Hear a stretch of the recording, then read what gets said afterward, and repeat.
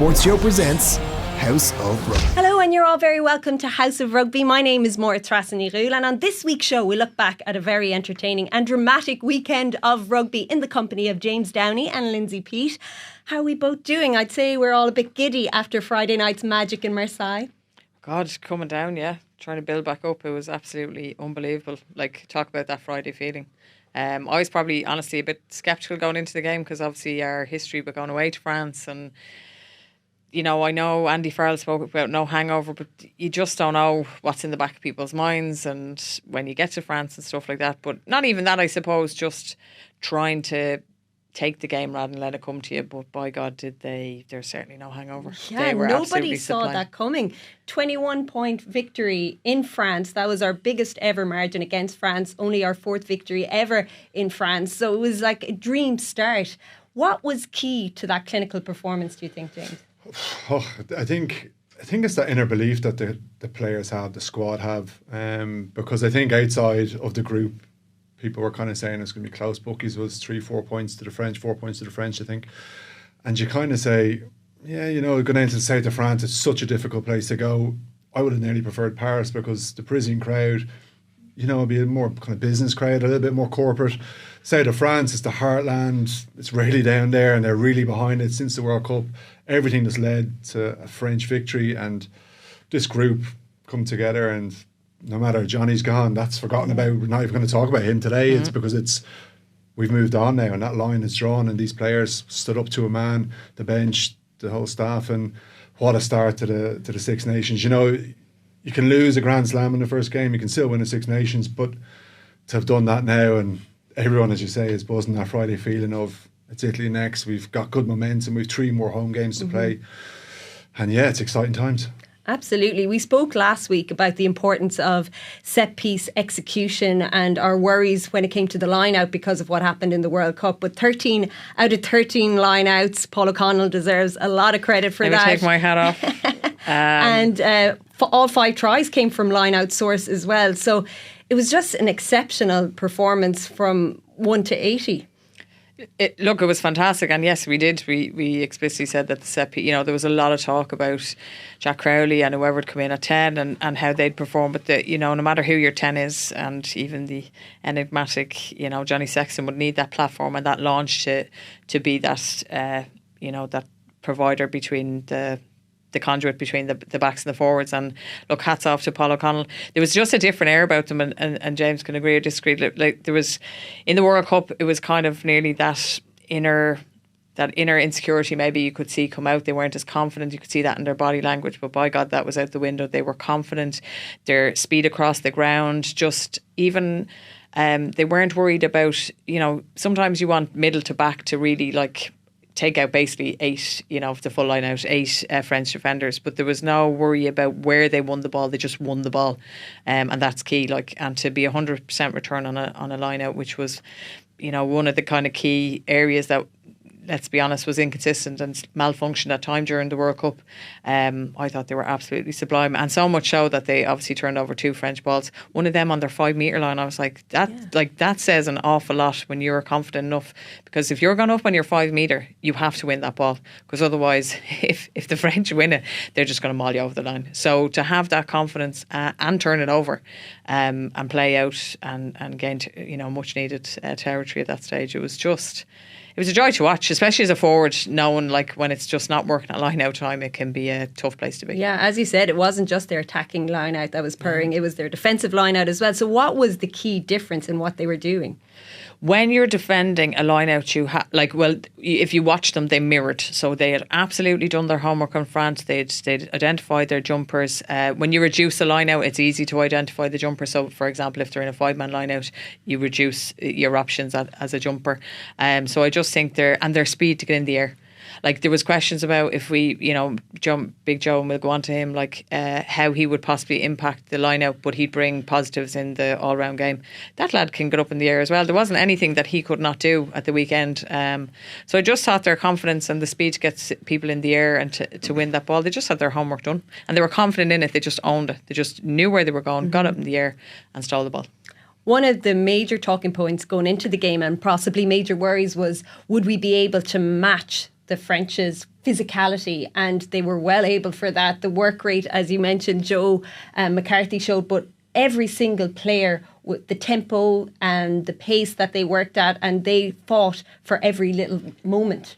Yeah, they certainly did, and I think like the big calls before the game were obviously who's going to go in a second row, and I think Joe McCarthy justified selection in that regard. And you see someone like James Ryan, who was kind of hard done by, and you go, geez, that's unlucky that he's missed out on that. But we mentioned Joe there, and he was outstanding. Ty Byrne, I thought, was absolutely sublime. Unbelievable. His turnovers, just round the park, everything is line-out option. When you have those options, Lindsay mentioned it there, you have Peat O'Mahony, you can get Joe up, you can get Ty Byrne, and it's great to have those threats for attacking or defensive line-outs, but across the board, every player stood up to a man, and I think the 6-2 split as well worked out quite well. I think you've got to take each game, as I saw it, take each game on its merit and go, right, this French side are physical, let's kind of combat that. Do I see it going forward? No, I think we're going to go 5-3 from now on, but I think that 6-2 is right, and like everyone just gave absolutely everything out there, and we had the bench then of quality players coming on and just keep that momentum going and keep the French under pressure, because not many teams can say they've gone to France and score 5 tries. I'm sure Sean Edwards would be counted on one hand how many times away from home he's conceded 5 tries.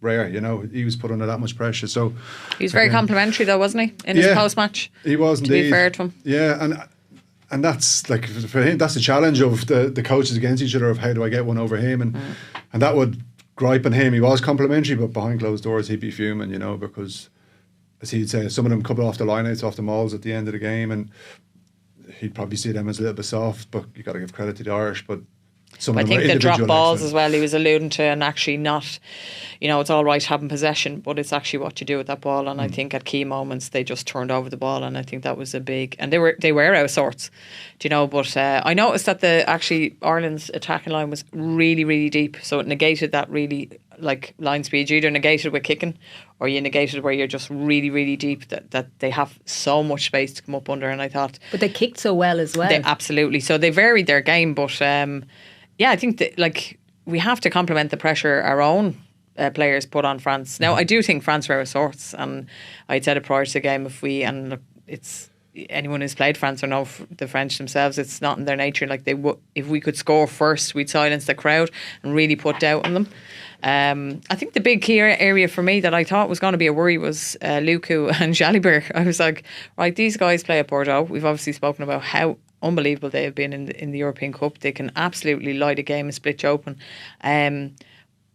But they probably showed that when the backs are against the wall, they're not great at managing a game from a different angle and a different style of play. And I thought then everyone fed off that. Like not one player, kind of stood up. Like even like Janty and Vicky was like obsolete. Like not one moment did they have this big, powerful. Like I was kind of worried about Janty as well. Like, Janty, I was like, this lad could run over us. Like the midfield battle will be key, but non-existent.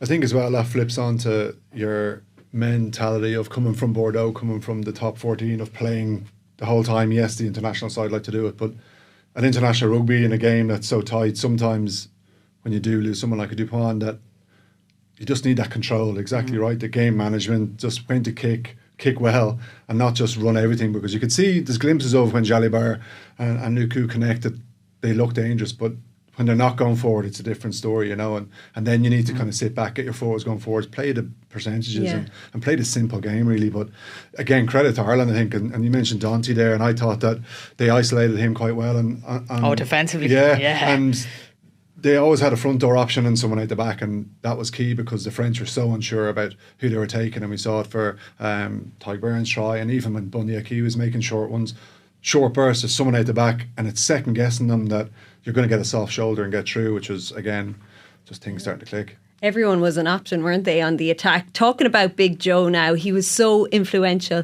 in that win. What has he added to this team? Yesterday, I was on something else chatting about this, and I actually surprised myself with the analogy. I pictured him as like this bouncer who was just like taking no more crap and removing people from coppers. Like that's the way. There's a bit of dog in him and there's a bit of bite, and he just takes no shit. Like he just doesn't. And we probably, if Ireland have any if we've any qualms about ourselves over the last couple of years, we've probably been too nice. Like, we haven't been ruthless. But your man stepped in and going, here, I'll show you ruthless. He made shit of their breakdown. He carried ball. I said this before. We said, speaking about Leinster, he's ridiculously mobile for a big guy, and lots of comparison to Etzebeth over the weekend. Now, he's far from that at the minute, but I mean, the guy is 22 and he's just literally burst on the scene. If he can continue on this trajectory, who knows where he'll go, because with experience bring game smart, and look, the other flip side is people are going to start to know who Big Joe is, so he's going to get a lot more attention from the flip side, and that'll be the question now going through this championship. If he continues to play, when he is getting a bit more of attention, how is he going to react to that? But listen, hats off to him. 23 rucks, 9 tackles, 9 carries. He was just sublime. He really, really was, and he really probably gave that injection of an ingredient Ireland were missing, especially going away to the places like France where they just needed to bring the game to France. And yeah, very impressive. He certainly has a bright future ahead. Like, what impressed you most about his performance? Well, like, firstly, on some of the stats that you see about him, like, it's 9 carries. They're 9 devastating carries where gain line every time defensively. He makes an impact with everything he does. I was going to say youthful enthusiasm, but I think he's more than that. He goes out, what's my job? Gets told to do it, and he goes out and just does it. Like, he goes, okay, I'm going to smash him, I'm going to hit him, not just soak away. Everything's impactful in what he does. And look, it's that athleticism and size that we know as Irish people we don't normally produce, and he's got it. And it's kind of been that X factor thing that we've come up short against teams. Your Will Skeltons, these big players when we play La Rochelle and these bigger French sides, that we struggle sometimes. But we have one now in our own side, and he just shows the damage he can do. And yeah, look, the challenge for him now is that people know who he is and what he can do, but then that creates space for someone else, and they still have to stop him. Everyone knows about your Skeltons and Etzebeths, and still have to stop them, and it's bloody hard, So for him, look, just so impressive. His attitude, he's a smile on his face, like his whole family are over there and loving it, which is great, and it's all encompassing for him. And he, as I say, for me, he plays with a smile on his face and looks like he's enjoying it, and does damage out there, and it's great. Well, one of my moments was like, what an introduction. Let me introduce myself to you, Mr. Aldred. And like, he put Gregory Aldred on his arse, and he drove him back. So yeah, I think he had a nice introduction. That's like a firm handshake, isn't it? Yeah, it was a huge night for Jack Crowley as well. There was so much pressure on him going into this game, but he looked so composed. Not everything went his way, of course, in the first half in particular, but he was able to just dust himself down, go on to the next job, and he performed so well. He'll take such confidence from that performance. Yeah, I think it was Michael Walsh maybe in the Indo who... Oh, Dennis Walsh. Yes. Dennis Walsh, was it, who wrote about the stats about Ron O'Gara, who had to be, I think actually as well, Mr. Lennon said last night against the head, he said that they had to take him off against Scotland just after half time, and then obviously Johnny Sexton in his debut against England missed 4 kicks, and we forget about that. We don't remember those. We do not remember that. So if you're to compare that, this young man made 6 out of 7 kicks. He missed the straightforward one, but he made the ones from the sideline look absolutely very, very easy. Yeah, he wasn't perfect, but I mean, like, we can now finally close the glass cabinet with Johnny Sexton's boots and jersey, and he now has to be put on a pedestal where he deserves. But it's now time for Jack Crowley to shine and hopefully build a bit of consistency in that 10 jersey and make it his own. He probably did try and force the game. The grubber kick was the best idea. No, because we'd numbers. That's okay. But as the game went on, he grew.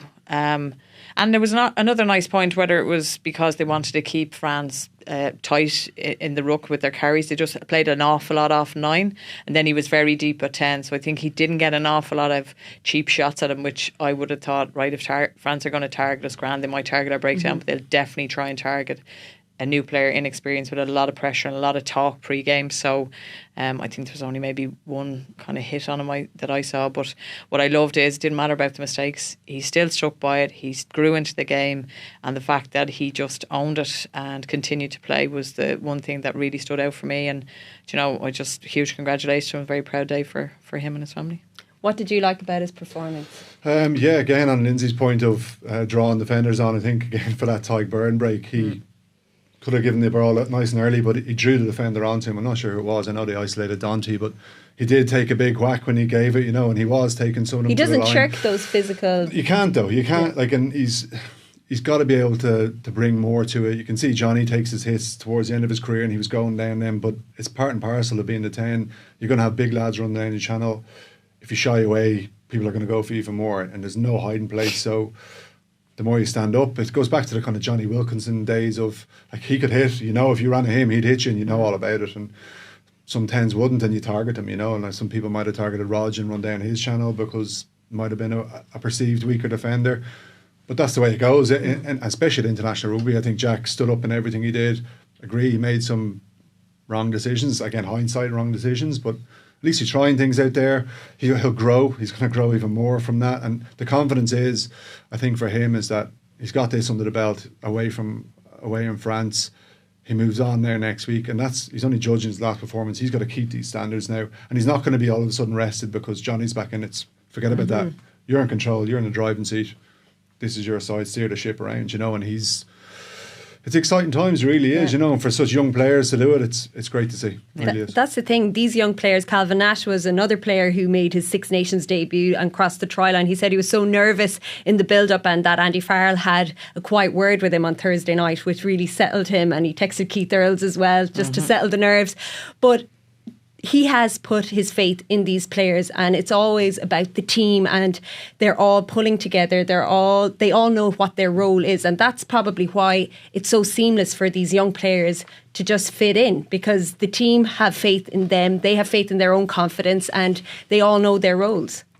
Yeah, Andy Farrell seems like a guy who his emotional intelligence is ridiculously high. So to be able to bring these young players in, make them feel at ease, he's obviously a very open guy who allows them to make mistakes, and he's trying to instill a confidence in them that they just need to play. They need to play heads up rugby. Obviously, he has to have a game plan, so the overall cohort of players under him are singing off the same hymn sheet. But essentially, the fact that he can name that with Calvin Nash and say, how are you feeling? I can see you're a bit nervous, and allow him to chat to him kind of gives him that confidence that he can just play and make mistakes, but stay in the game, stay in the fight, just keep playing. And they're the key moments for any team, any individual, any collective, that you just stay in the moment. You will make mistakes. I make mistakes. Great Jack Crowleys make mistakes. Growth mindset, your high performance with your own teams, that is what we're looking for. Mistakes are good. You don't want to make them all the time, but when you review them and improve them, that's the growth that we see. But you have to be open to the fact that you're human, and every defence isn't going to give you can do all the reviews you want, but they're not going to give you that same setup all the time. Something might work for them, and you have to own that decision. But Calvin Nash was highest metres made, I think 76 he made. He does exactly what he did for Munster. He gets on the ball, he looks for ball, and he drives those legs, and he never stops kicking, so it was an exceptional try. Started off actually by Robbie Henshaw. It was quiet, he was probably in and out, but he drew defenders. What an offload off the ground to Caelan Doris, who just then put Nash in the corner. Don't know what his celebration was about, but maybe he might tell us. He said it was something to do with the lads at home, that he had some kind of bet with them or something like that in his post-match. Very good. But Andy Farrell deserves a lot of credit for this positive environment he's created, and there was no sign of this World Cup hangover that we thought they might have after their quarter-final defeat to New Zealand. And he said that they discussed that, they spoke about it, they moved on. It's always on to the next job. Yeah, again, it's Lindsay mentioned there, it's a growth mindset of parking it, you analyse it, you deal with it, and you move on, because you can't live in the past. You got to keep going forward. And I think with Andy Farrell, been involved in 4 World Cups, being around different coaching staffs and line sides, he's learned an awful lot, and you can see what works and what doesn't work, and what he feels work and what players buy into and don't buy into, and then you create your own brand, I guess, of what he wants to do, and he's instilled that in his team, and he goes, okay, from all these high performance teams I've been involved in, that worked, this is work, let's combine them together. And you see what you're getting with the Irish side, and everyone's buying into it, and everyone's happy, they know their game plan. It doesn't faze him if someone comes in and drops out, and that's what you want to have. You want that competition for players. You want him to be so comfortable to go up to a player before kick-off and go, Jesus, you're nervous there, and some players will go, oh my God, you're highlighting it, is it that obvious, and you'll overthink things, but for him it's just no, just go out there, and it's backing the players to do what you're doing for your club and just produce what you're doing. And Calvin Nash is certainly the one who, like he doesn't stop running for stuff. Runs down kicks. He can make a bad kick into a good kick with a great chase, and he certainly did that and deserved his chance. It was an almost perfect performance, but they'll no doubt have work-ons that they'll be looking at, and they'll want to build on this performance. Now, the scrum and the amount of penalties they gave away 11 penalties in total, 3 of them at the scrum. What was your read on that, Lindsay? Is it just the perception of the front row now when it comes to Ireland? Being in a front row myself, like 3 penalties, not ideal. But considering 2 years ago when we were absolutely destroyed at scrum time and Antonio gave us so much hassle, Porter shifting a lot of penalties that day, I think 3 isn't bad. It wasn't perfect. John Fogarty will want to work on that, but when you have a hugely big pack, now I know Willemse would have been a big impact for them for his size, being a lock in there, but I still think it's still not bad. It's not ideal, it's a work on, but it could. You see, the thing is, when you're not confident and you're giving away penalties at scrum time, it can actually capitulate. So the fact that, again, it was inconsistent, but they stayed in the fight, they got some good ball off it, we'll take it. It's not ideal, but we will have to have improvements with the likes of Italy won't pose us that many problems, but against the likes of Scotland, who have experienced front row, against England, depending on who they play, but they still Marler, Genge, Dan Cole, there'll be Jamie George, so they've experienced front rows, but I still think we can kick on. Probably one key area, we're talking about a lot of young players playing up. I think now we really have to start unearthing, our hookers are great, we've loads of them, but probably now, props wise, we need to start unearthing a few more. Do you buy into, I guess for the front row, do you buy into the whole narrative around the front row now that everyone's talking about of porters bringing the attention of referees, and something goes down and they're going, okay, that's against Porter because I've seen him do it. But because there's loads of analysis online now, and you see your Alex Corbisieros, you see BJ Bota, and obviously front rowers who can analyse it, and okay, great when we can watch it back and go, oh, he's hinging here. Yeah. But because referees do work on the front rows, okay, this is what this fella does and I've got to keep an eye on him. It is about pictures, and I was a very aggressive loosehead, and so if I got a good hit, you'd naturally kick, you see.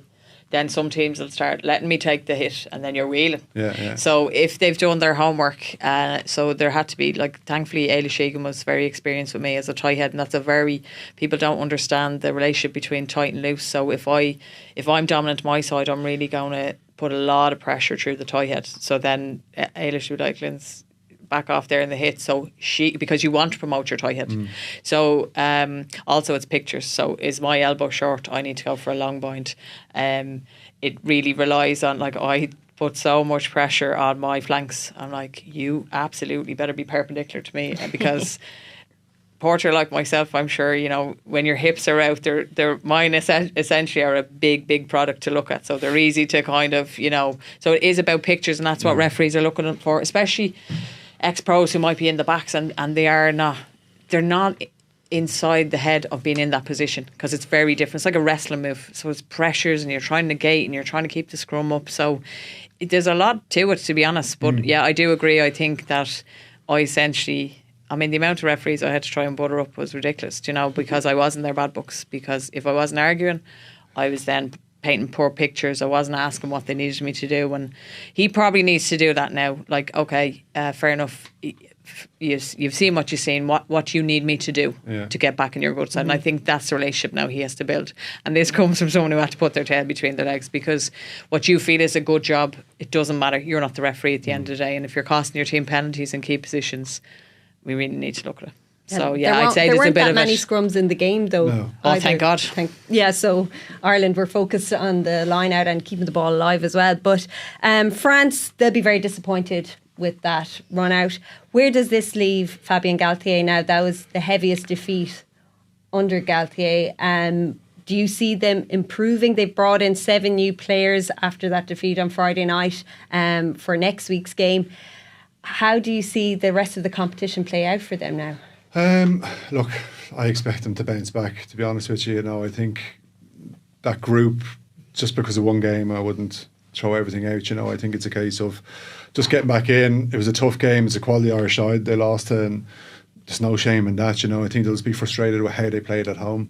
And it's a quick turnaround, and that's the good thing about them, and that's what I'd be saying in the dressing room this week is, that's done. Focus on this week because we can change the narrative and perception within a week. We don't have to wait. It's not the gap week. We don't have to stew over this for 2 weeks. It's focus on the next one, change that, and get the momentum back again and get a win.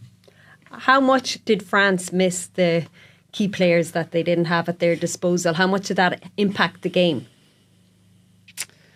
Or was it a complete underperformance? No. I mean, the players they're missing. I mean, Dupont alone, like he played the weekend, didn't he? At 10 for Toulouse. Yes. And like that's his final game before. But it showed his class. Yeah. I mean, all right, you know, you're world class now. We were just going to slot you in at 10, and he did exactly the same things. And you know, I just saw clips on social media. He's just ridiculous. Do you know, he's absolutely ridiculous. But I said this last week on the show, like what I think was the biggest thing for him is his energy and his belief, and he does all that kind of dirty work or turnovers or these offloads he shouldn't get off that, you know, bring all the players around him into that game, and not enough of the French did that for me on Friday night. Now, as I said, I think they got an absolute slap in the face. Willemse and the red card, it did impact because you could see on the fault that's where there was gaps, and Ireland just moved the ball so quickly that it was just, they were always, you know, they really exploited that man down. But at the same time, when they were at full complement, I still saw enough from Ireland to say we're winning this game. I thought they were, you know, from start regardless to finish. of the red yes, card. I'm not going to give them that out, but like the thing about, they don't travel, like they've not great history against Scotland. They don't travel well, so they'd want to be bouncing back pretty quick. But yeah, the players they're missing now. They're big, they're experienced, and I know he took a gamble on Willemse and bringing back a couple, but yeah, I don't think the pack will get you gain line ball. They've still great players there, but like comes back to me for Luke and Jalibert, like you've Gregory Aldridge, who was like World Player of the Year or nomination anyway, and you didn't get him in the game. He's one of your best carriers. So where are you going to manage this game? That's where I think now they have to look at how are they going to exploit Scotland? Where are their strengths? Where are their weaknesses? And they have to look at that. So I think there's enough depth now in France to, you know, to not have excuses, to be honest. Like there was such high hopes of them winning that home World Cup. Like they just can't be extinguished overnight. Like it's not that big a hangover. 3 months is enough time for them to get there, and they're playing well in Europe, so they have exceptional world class players. They just need to get them singing off the same hymn sheet. I think as well the individuals that you can go out and play a game. You can have 2 or 3 players who mightn't play to their best, and you can kind of get away with it. Just too many players didn't perform at all. Yeah. And whether that happens again, it's probably doubtful. You know that you're going to have so many players who don't step up on the day and. Yeah, look, I fully expect them to back, but it's a tough one going to Scotland. Yeah. Ireland now, we're in the driving seat. The players and the coaching ticket won't be getting carried away, but we as supporters can. Back-to-back Grand Slams has never been done in the Six Nations era. You know, we have this competition in our control now, don't we, Lindsay? Absolutely. The thing about Six Nations and a competition that's so... Well, firstly, it's a test match. Like it's a war of attrition every week. There's very little turnaround. It'll depend on injuries. But certainly, right now, from what we've seen from Ireland, I'd be very. I think, you know, we were typically Irish, weren't we? We were like, no one mentioned the elephant in the room, and everyone was a bit like wary. And then we won. We're like, yeah, back to back Grand Slams, and we're confident now in saying it. But I'm not certainly going to lose the run of ourselves. Be interested to see what he goes. Does he go for consistency, or does he now give young men who deserve an opportunity? I still think now, after the performance for Jamie George to come back and say they could still win this championship now was a bit too confident for me. However, England away are never easy, regardless of how the performance. So I still think there's banana skins, but if Ireland play to their potential and are consistent and build on what we saw on Friday night, then I'd be very, very confident to be history made. Yeah, the question is, of course, as you said, what will he do when it comes to team selection? Andy Farrell isn't known for making wholesale changes, but will we see a few new faces come in against Italy this weekend? I expect a few, not too many though. Again, his history shows he doesn't like to make too many changes. He likes to keep that momentum. I think he would like to keep it, especially given there's a week break post Italy, so there's an opportunity for players to kind of rest up and come back in, as opposed to, okay, do we look at the Welsh game? And I don't think they need to do that now. I think it's a case of keep it going, give 1 or 2 players maybe an opportunity. But yeah, I wouldn't like to see too many changes. Boys want to keep that momentum going, as I say, and it's so exciting really when you kind of before the game you're so nervous, after then the Grand Slam of course pops up, because fixtures kind of fall in your favour a little bit as well. Okay, the England game is going to be, you'll take each game one off, expect to win this week, have a break, regroup, and then you come in and you go, okay, let's have 2 massive weeks here, you know. And look, each team are going to pose a different problem, you know, and everyone's at a different stage, each country's at a different stage, but I think that Ireland are ahead of where the other countries are, and we need to be confident now and back ourselves to go, we should. Yeah. We should do it. On to the other 2 games. Italy had never beaten England in the Six Nations. It remains thus after the weekend, but they certainly gave them a good rattle in Rome. What did you make of that game? Oh God, it was lovely to see the Italian flair, confidence back. You know, they outscored try-wise in the England. So I thought their tries they scored were absolutely exceptional. Ioane there, like I think Freddie Stewart never completed his tackle and up he gets and he made it in. So I just think the thing that lets me down for the Italians is their endeavour, their enthusiasm, their flair is brilliant to see, but they just can't manage games when they need to. Like, you know, they're never afraid to give an offload. You're like, no, you see it happening before it happens. You're like roaring at the telly. But hugely positive start, and I was just roaring them on, and to be leading at half time and leading throughout the match.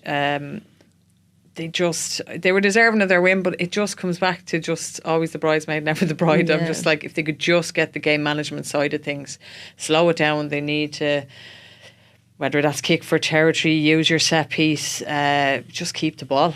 Stick it up your jumper, your granny's jumper, hide it if you need to, just get yourselves over the line. So I just hope it's not the same narrative again for them. But there were definitely glimpses of probably that confidence we've seen with Benetton and Zebri just coming in, you know, and some of their big players coming back. Yeah, they were 17-13 ahead at half time, as Lindsay said, and they played some great attacking, exciting rugby. What do we learn about England? They were strong enough to see it out. Did you see any of their new attacking game plan coming to the fore? Not really. When you hear Borthwick come out and say, I think they were on the pitch 3 times before they played a Six Nations game, is quite interesting, because they're obviously doing a lot of schoolwork or in behind doing lots of prep. So with Felix Jones come in as well, and everyone trying to input all this new coaching staff, it's going to have an input, and it's going to take time to embed the strategies they're trying to implement into the side, because they just kind of looked a little bit disjointed. But look, what they'll say is, look, we came away to win and we're just going to grow, and you'll hear all those words coming out of them. But I just don't know where England are going to go. I will take the England game for a once off later on in a couple of weeks, because who knows what's going to happen regardless of form or anything. Ireland-England's always huge. But I just don't know. Like, England were lucky, I think, you know. They just did enough. It's going to take a while. They chucked the game plan out after half time, didn't they? Second half, they went back. Yeah, and I'm like, all this chat about your new style of rugby, and look, I absolutely agree with James. Like, you can't just all of a sudden change your philosophy, your ethos, and these players like the likes of Máire Treasa, Máire. That it's not to say they can't play, but like Máire be used to it with, say, having Marcus Smith as his 10, and they just play an open, expansive style, and it's just like, whatever's out there, they'll just play. That's the style they're going to go. But then you've George Ford in at 10, and I couldn't understand then why you left Finn Smith on the bench. Like, if you're going to make a change, you've time now. You've this Six Nations, no one really expecting anything for you. You're going to have to let the lads just let the shackles off and play. But you did it for the first half, and then you're like, we could lose this match, and you revert to the kind of orthodox style that you are trying to get away from. So, look, easy for me to sit here and say, we know it. Even the new defensive system with Nina Barr and Leinster, it takes 14 games. So you're asking them to change something really, really quickly with not an awful lot of time. But the best time to change this is during test matches, where you're in this cauldron, where you can't replicate that in training. So just stick by it, and you know what, stick to your guns, and if it works, it can only but improve. But you have to let the lads play the system. Don't have a wobble and get it, chuck it out the window then, because I just think it's counterproductive for me personally. If George Ford is out if Marcus Smith is out for the rest of the Six Nations, will he stick with George Ford? And because of that, will we see them going back to the old guard again? I don't really know. Like personally, I'd like to see Finn Smith have a crack because he's been unbelievable for Northampton this year and the back end of last year. I'd like to see it's year one of a World Cup cycle as well. If you take it like that, and Lindsay's right that you kind of, if you're going to change, you change now and you stick with it, because now's the time, because we are so far out. You've got summer tours, you can kind of build on it. If you kind of start like the first half and you're trying to play it a different way and then go back to it, that's fine to do, maybe to close out a game. If you're well ahead, you can kind of shut down. You can have George Ford on the bench for that to come on and just game manage, kick corners, slow the game down, kick 3 points, whatever, play conditions. But for me, I'd like to see them like stick with that style. We're going to change it, right? Let's do it now. And we might get some bad results, but that's part of it. And normally England don't panic, and Ireland wouldn't necessarily do what England do and make wholesale changes and play the way they would do a Six Nations. England don't mind coming fourth, or because it's World Cups that they're looking at initially. And as I say, year one of a 4-year cycle, it's perfect time to embed a new style of play. Yeah, and there's so many talented players at their disposal. So if it clicks for them, it might be too soon this Six Nations, but they could be a real force. No, they could, and probably just to build on that point before we move on, is that I don't understand why he had an opportunity to go for a Northampton Saints backline partnership that are used to playing together. Do you know, it was a no-brainer for me. Do you know, if you're going to take a chance, like they've been playing exceptionally well and they're used to each other, so that's a very important pairing. Do you know, and like for Crowley with Gibson Park, they don't play at Province together, but if you had Conor Murray and Crowley, you could kind of see if that had been the choice, just to help that partnership and stability. But I think if England get it right, they have the athletes to do it. Like Freddie Stewart is another man mountain, and you're thinking, oh, he's a back, he could play in the second row as well. So Ethan Root's got man of the match, and he was excellent, so there's a lot of positives from England, but I just think they're going to take time, and I just think it's patience is going to be the key for them. And like Felix Jones, hopefully he won't come to haunt us, but he will take time. But will it take 14 games, which would in international would be 2 years?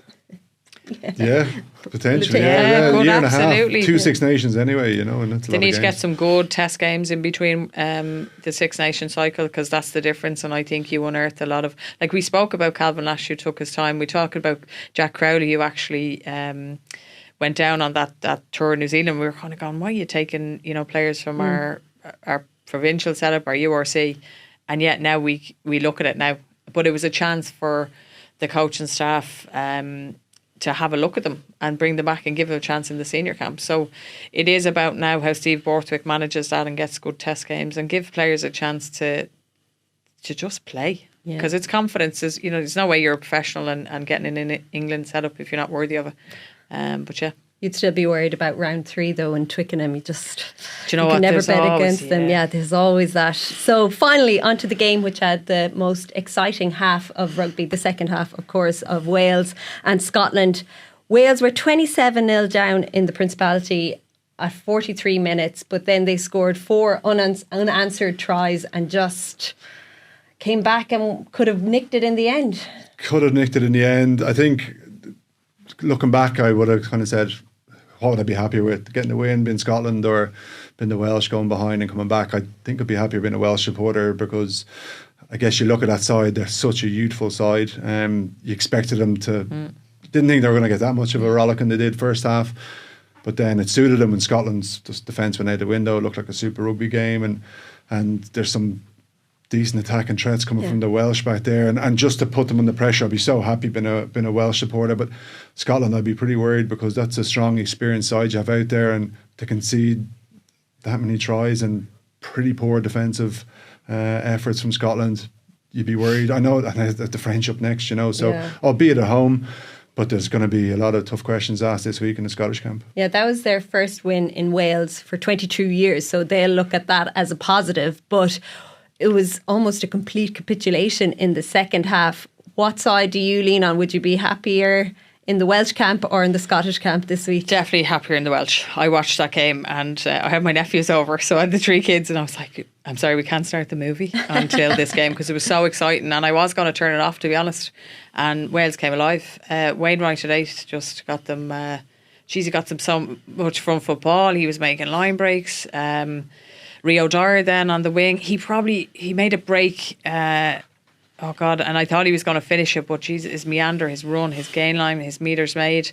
They just stood up, and I think it was out of the experienced players that they retained at over 400 caps, and everyone else had just the bare minimum. And they're missing Dewey Lake is one of them anyway. So the players missing George North should be back this week for England, isn't that who they're playing? Yes.